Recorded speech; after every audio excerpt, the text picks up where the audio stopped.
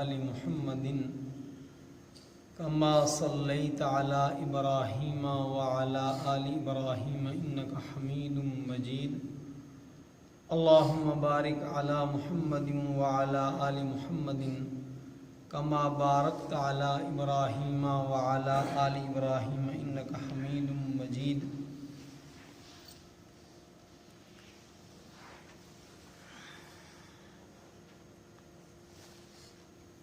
دشمنان اسلام جن اسلامی اعمال کو احکام کو لے کر اسلام پر اور مسلمانوں پر تنقید کرتے ہیں،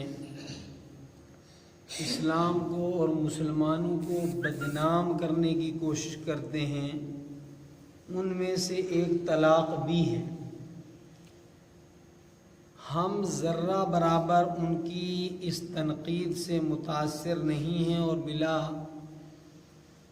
وجہ کا ان کا وہ پروپیگنڈا ہے، تاہم یہ بات اپنی جگہ پر درست ہے کہ ہم طلاق کے طریقہ کار کو سمجھنے میں غلطی کرتے ہیں اور اس کا غلط استعمال کرتے ہیں، یہ ہماری عملی غلطی ہے۔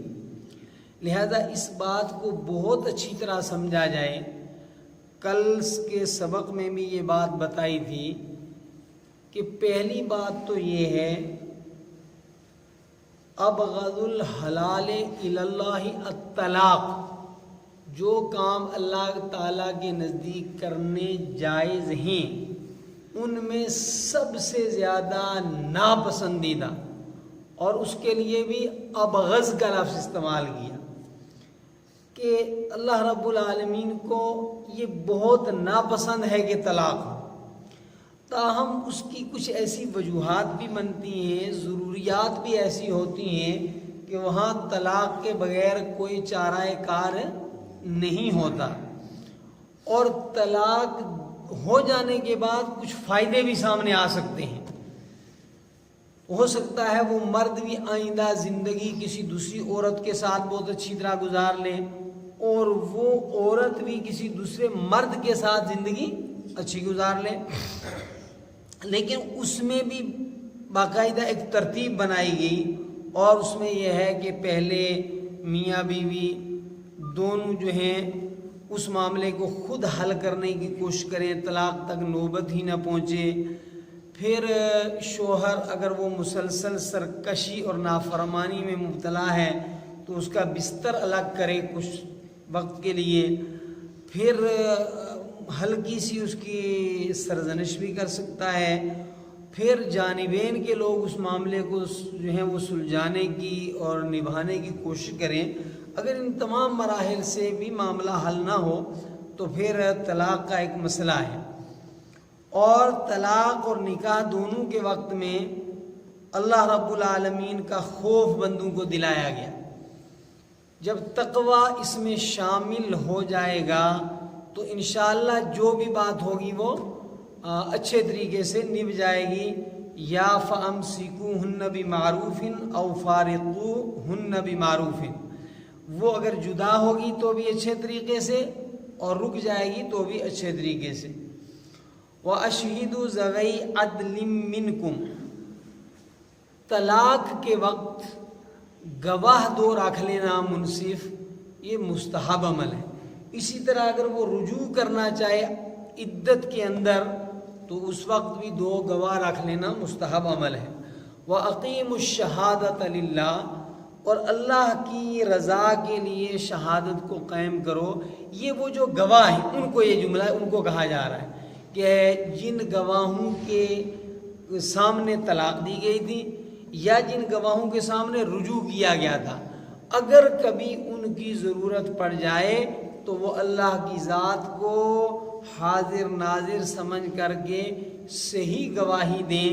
گواہی دینے کے اندر کسی قسم کا کسی فریق کو فائدہ پہنچانے کے لیے یا کسی فریق کو نقصان پہنچانے کا رویہ اختیار نہ کریں۔ فرمایا ذالکم یوعظ بہ، یہ نصیحت ان لوگوں کے لیے، کن لوگوں کے لیے؟ من کان یؤمن باللہ والیوم الآخر، جو اللہ پر اور آخرت پر ایمان رکھتے ہیں۔ سورہ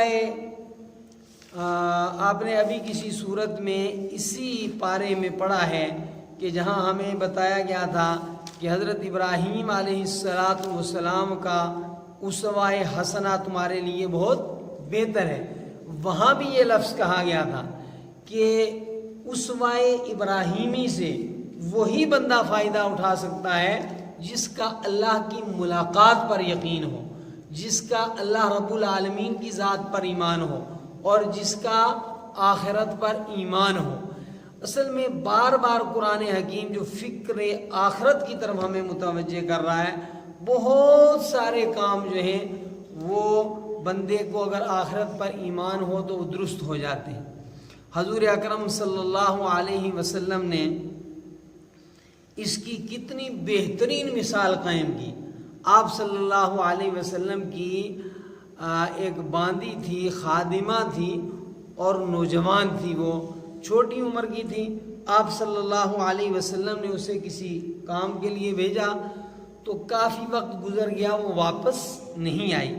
نبی اکرم صلی اللہ علیہ وسلم باہر نکلے کہ میں دیکھوں یہ ابھی تک واپس کیوں نہیں آئی، تو وہ سامنے حبشی نوجوانوں کا کھیل دیکھ رہی تھی۔ تو طبعاً نبی اکرم صلی اللہ علیہ وسلم کو غصہ آیا کہ اس کو کام سے بھیجا تھا اور یہ دوسرے مشغلے کے اندر مشغول ہو گئی۔ تو آپ صلی اللہ علیہ وسلم نے اپنی جیب سے مسواک نکالی اور مسواک نکال کر کے فرمایا کہ اگر مجھے اللہ تبارک و تعالیٰ کا خوف نہ ہوتا تو میں اس مسواک سے تیری پٹائی کرتا۔ گویا مسواک سے بھی پٹائی نہیں کی۔ تو جس امت کے سامنے ایسا مقدس، ایسا پاکیزہ اسوہ ہو، ان کو کیسی زندگی گزارنی چاہیے۔ تو فرمایا کہ یہ جو نصیحت کی گئی ہے، چاہے وہ ان فریقین کے لیے ہو یا گواہوں کو جو کہا گیا ہے، یہ ان لوگوں پر نصیحت اثر انداز ہوگی جو اللہ تبارک و تعالیٰ کی ذات پر اور آخرت پر ایمان رکھنے والے ہیں۔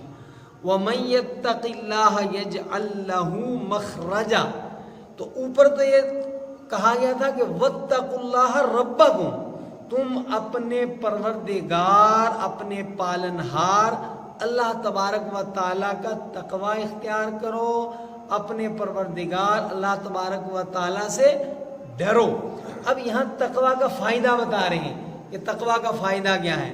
وَمَن يَتَّقِ اللَّهَ، اور جو بندہ تقوی اختیار کر لیتا ہے، اللہ تعالیٰ کا خوف اپنے اندر میں جو ہے وہ سجا لیتا ہے، یجعل لہ مخرجا، اللہ تعالیٰ مشکل سے اس کا نکلنا آسان فرما دیتے ہیں۔ دیکھیے حضرت موسیٰ علیہ السلام بنی اسرائیل کو فرعون کی غلامی سے آزاد کرانے کی غرض سے لے کر کے اور راتوں رات جو ہے وہ نکلے۔ فرعون کو اور فرعون کی فوج کو یہ پتہ چلا کہ موسیٰ علیہ السلام تو اپنی برادری کو لے کر ہماری غلامی سے آزاد ہو گئے ہیں، نکل گئے ہیں، تو انہوں نے ایک بڑے لشکر جرار نے ان کا پیچھا کیا۔ اب موسیٰ علیہ السلام جہاں تک پہنچے تھے سامنے بڑا سمندر تھا اور پیچھے سے فرعون کی فوج گرفتاری کے لیے پہنچ گئی۔ کتنا مشکل مرحلہ ہے، آگے سمندر ہے، پیچھے فوج ہے، ہوائی جہاز نہیں کہ ان کے ذریعے کہیں جائیں، اور بہرحال یہ صدیوں کے غلام لوگ تھے، یہ ان کا مقابلہ بھی کیا کرتے۔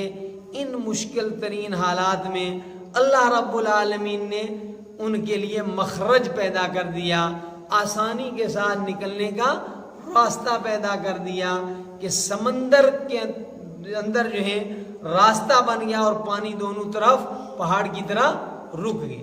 تو جب واقعتاً تقوی بھری زندگی ہوتی ہے تو اللہ رب العالمین مشکلات سے انسانوں کو نکالتے ہیں۔ نبی رحمت صلی اللہ علیہ وسلم جو بجا طور پر امام المتقین ہیں، جن کے تقدس اور پاکیزگی پر رشک کرتا ہوگا تقوی اور پاکیزگی بھی، تو حضور اکرم صلی اللہ علیہ وسلم نے بحکم خداوندی مکہ سے مدینہ منورہ ہجرت فرمائی، اور اس ہجرت کے اندر جو ہے آپ صلی اللہ علیہ وسلم نے غار ثور کے اندر قیام فرمایا، تو مشرکین نے آپ کا پیچھا کیا، اور غار کے منہ پر اس طرح جو ہے وہ مشرکین پہنچ گئے کہ سیدنا حضرت ابو بکر صدیق رضی اللہ تعالی عنہ نے فرمایا کہ یا رسول اللہ صلی اللہ علیہ وسلم، اگر یہ مشرکین مکہ جو ہمارا پیچھا کر رہے ہیں اپنے پاؤں کی طرف بھی نگاہ ڈالیں گے تو ہم انہیں نظر آئیں گے۔ نبی اکرم صلی اللہ علیہ وسلم نے بڑے پروقار طریقے سے فرمایا لا تحزن ان اللہ معنا، آپ گھبرائیں نہیں، اللہ رب العالمین ہمارے ساتھ ہیں۔ مشرکین مکہ نامراد ہوں گے، آپ صلی اللہ علیہ وسلم کو ذرا برابر جو ہے اس مشکل میں کوئی گزند وہ پہنچا نہیں سکے۔ حضور اکرم صلی اللہ علیہ وسلم نے طائف کا سفر فرمایا، اور بڑا ہی کانٹوں بھرا یہ راستہ رہا، لیکن بظاہر اس سفر میں آپ صلی اللہ علیہ وسلم کے ہاتھ بھی کوئی نہیں آیا کہ کوئی اکا دکا آدمی مسلمان ہو جاتا، الا واپسی میں راستے میں عداس مسلمان ہوا۔ لیکن اس کے بعد جو اللہ رب العالمین نے جو ہے آپ کے لیے راستے کھولے، تو ایسا لگا کہ مدینہ منورہ کی طرف سے ہدایت کا ایک منبع اللہ رب العالمین نے کھول دیا، اور وہی جا کر آگے جو ہے وہ اسلامی ریاست کے قیام کا ایک پیش خیمہ بنی بات۔ تو اسی کو یہاں بتایا گیا مَن یتق اللہ یجعل لہ مخرجا، اور جو شخص اللہ کا تقوی اختیار کرتا ہے مشکلات سے نکلنا اللہ تعالیٰ اس کے لیے آسان فرماتے ہیں۔ اگر کسی گھر کے اندر تنگ دستی ہو، تنگی ہو، تو اس کا ایک یہ طریقہ بھی ہے کہ بجائے آپس میں لڑنے کے، بجائے بیوی جو ہے الزامات شوہر کو دے اور شوہر الزامات بیوی کو دے، اس کے بجائے گھر کے اندر تقوی کا ماحول پیدا کریں۔ انشاءاللہ تقوی کے ماحول سے اس گھر کے اندر اللہ رب العالمین خوشحالی لے آئے گا، اور پریشانیوں سے ان کو اللہ تعالیٰ نکال دے گا۔ یہاں بتانے سے یہ مقصود ہے وَيَرْزُقُهُ مِنْ حَيْثُ لَا يَحْتَسِبُ۔ کبھی کبھی ایسا بھی ہوتا ہے کہ عورت کی ضروریات جو ہیں وہ اس گھر میں اچھی طرح پوری نہیں ہو پاتی۔ رزق سے مراد ہوتا ہے زندگی کی ضروریات، رزق سے صرف روٹی مراد نہیں ہے۔ تو اللہ رب العالمین نے تقوی کا دوسرا فائدہ بتایا۔ پہلا یہ تھا کہ اللہ تعالیٰ مشکل سے نکالتے ہیں، دوسرا وَيَرْزُقُهُ، اللہ تعالیٰ رزق دیتے ہیں، اس کو ضروریات پوری کرتے ہیں اللہ تعالیٰ اس کی، من حیث، اس جگہ سے، لا یحتسب، جہاں سے اس کو گمان بھی نہیں ہوتا۔ ایک صحابی رضی اللہ تعالیٰ عنہ کے گھر میں کئی دن فاقے سے گزرے، تو بہرحال صحابہ اور تقوی، تو وہ صحابی صبح قضائے حاجت کے لیے پست جگہ میں گئے، جنگل کے اندر گئے، ویران کے اندر گئے، تو وہ جا کر قضائے حاجت کے لیے بیٹھے، تو سامنے سوراخ سے ایک چوہا نکلا، اور چوہے کے منہ کے اندر ایک تھیلی دی، وہ لا کر ان کے سامنے ڈال کر پھر واپس چلا گیا، پھر لائی، پھر واپس گیا۔ جب صحابی جو ہے وہ قضائے حاجت سے فارغ ہوئے تو وہ اس زمانے کی رقم تھی، دینار درہم جو بھی تھے، تو اس کو کہتے ہیں وہاں سے اللہ تعالیٰ دے دیتے ہیں جہاں سے آدمی کو امید نہیں ہوتی۔ تو اگر ایسے مسائل پیش آئیں گھر کے اندر، رزق کے، روزی کے، ضروریات کی تنگی کے، تو تقوی اختیار کرنا چاہیے، اللہ تبارک و تعالیٰ سے مانگنا چاہیے۔ وَيَرْزُقُهُ مِنْ حَيْثُ لَا يَحْتَسِبُ وَمَن يَتَوَكَّلْ عَلَى اللَّهِ فَهُوَ حَسْبُهُ۔ یہ بہت بڑی دولت ہے کہ اللہ کی ذات کے اوپر بھروسہ۔ اس پر میں پہلے گفتگو کر چکا ہوں کہ بندہ جب اللہ کی ذات کے اوپر بھروسہ کرتا ہے تو پھر اللہ رب العالمین اس کے لیے اسباب پیدا فرماتے ہیں کامیابی کے، اور توکل علی اللہ یہ ایک مومن کا سب سے بڑا بھروسہ ہے۔ ہم معمولی مسائل پیش آتے ہیں تو کہتے ہیں ہو اگر میں نے یہ کیا ہوتا تو یوں ہو جاتا. ارے ایسا نہیں ہوتا, ہمارے یوں کرنے سے اس طرح نہیں ہوتا, اللہ رب العالمین کی ذات کے کرنے سے سب ہوتا ہے. یہ بھی شرک کی اقسام میں سے ایک قسم ہے. تو بندے کو اللہ کی ذات پر بھروسہ رکھنا چاہیے اور پھر جو حالات اللہ تبارک و تعالیٰ کی طرف سے آئیں ان کو باخوشی قبول کرنا چاہیے.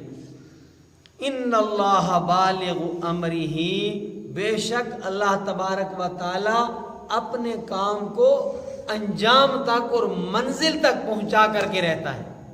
ترجمہ کل ہو چکا تھا, آج تشریح کر رہا ہوں. قد جعل اللہ لکل شیء علما لکل شیء قدرا, قد جعل اللہ لکل شیء قدرا. اللہ رب العالمین کے ہاں ہر کام کا ایک وقت متعین ہے. اس سے پہلے آدمی کو صبر کرنا پڑتا ہے, اس سے پہلے آدمی کو محنت کرنی پڑتی ہے, اس سے پہلے بندے کو اللہ کی ذات کی طرف رجوع کرنا پڑتا ہے. کب جو ہے وہ خوشگواری کا موڑ آ جائے گا, کب تنگی دور ہو جائے گی, اس وقت تک انتظار کرنا چاہیے. اللہ رب العالمین کے ہاں وہ وقت متعین ہے. یہ درمیان میں کچھ ناصحانہ کلام فرمانے کے بعد پھر طلاق سے متعلق جو ہیں وہ احکام بیان کر رہے ہیں. ایک تو کل بتایا تھا کہ وہ عورت جس کو ماہواری آتی ہو اور اس کو طلاق دی جائے تو اس کی عدت 3 حیض ہیں. اب اگر ایسی عورت ہے کہ جس کو اب ماہواری نہیں آتی, خون نہیں آتا, چاہے وہ بڑھاپے کو پہنچ گئی ہے, اس کا وہ اب ماہواری خون کا سلسلہ بسبب اس کی عمر کے ایک مرحلے تک پہنچنے کے ختم ہو گیا ہے, یا پھر نابالغ لڑکی تھی اور اس کا نکاح بھی ہو گیا اور نابالغی ہی میں اس کی طلاق بھی ہو گئی, اس کو ابھی خون آنا شروع ہی نہیں ہوا, تو اس میں آپ کو پریشان ہونے کی ضرورت نہیں, بلکہ فعدتہن 3 اشہر, اس کی مدت عدت 3 مہینے ہیں. سیدھی سیدھی بات ہے. اس میں دونوں بتا دیا, ایک جس کو ابھی حیض آیا ہی نہیں, جس کو پہلے آتا تھا اور اس کا ختم ہو گیا, اور ایک قسم یہ ہے کہ اگر حمل سے ہے عورت, وہ عورتیں جو حاملہ ہوں یعنی پیٹ میں بچہ بچی ہو جن کے, اس کو کہتے ہیں حاملہ اٹھانے والی, یعنی جس نے اپنے پیٹ میں بچہ بچی اٹھایا ہوا ہے. وَأُولَاتُ الْأَحْمَالِ, وہ عورتیں کہ جن کے پیٹ میں حمل ہوں, اجلہن, ان کی مدت عدت, ان یضعن حملہن, جو ہی ان کا وہ بچہ بچی پیدا ہو جائے, وضع حمل ہو جائے, چاہے مہینے بعد ہو, چاہے 15 دن بعد ہو, چاہے 7-8 مہینے ہو, تو ان کی مدت عدت کیا ہے؟ جب بچہ بچی پیدا ہو جائے. اور یہ کہنے کے بعد پھر ایک مرتبہ اللہ رب العالمین تقوی کا حکم دے رہے ہیں, وَمَن يَتَّقِ اللَّهَ يَجْعَل لَّهُ مِنْ أَمْرِهِ يُسْرًا, تقوی اختیار کرنے والوں کے کاموں میں اللہ تعالیٰ آسانی پیدا فرماتے ہیں. اور پھر بڑی تاکید فرمائی کہ یہ بات آپ کے اور میرے دل و دماغ میں اتر جائے, ذَلِكَ أَمْرُ اللَّهِ أَنزَلَهُ إِلَيْكُمْ, یہ اللہ تعالیٰ کا حکم ہے جو ہماری طرف جو ہے آپ کی طرف اترا ہے. وَمَن يَتَّقِ اللَّهَ, اوپر تقوی کے جو فائدے بتائے تھے کہ اللہ مشکل میں آسانی پیدا کرتا ہے, اللہ تعالیٰ وہاں سے رزق دیتا ہے جہاں سے گمان بھی نہیں, اور اللہ رب العالمین تقوی والے کے کام کو آسان فرما دیتے ہیں. اب تقوی کا اخروی فائدہ بتا رہے ہیں, وَمَن يَتَّقِ اللَّهَ يُكَفِّرْ عَنْهُ سَيِّئَاتِهِ, اور جو تقوی اختیار کرتا ہے بتقاضاء بشریت, اس سے جو گناہ سرزد ہوئے ہیں اللہ رب العالمین ان گناہوں کو آخرت میں مٹا دیں گے. وَيُعْظِمْ لَهُ أَجْرًا, اور یہی نہیں اس کے گناہوں کو مٹائیں گے, اللہ تعالیٰ اس کو بہت بڑا اجر بھی عطا فرمائیں گے.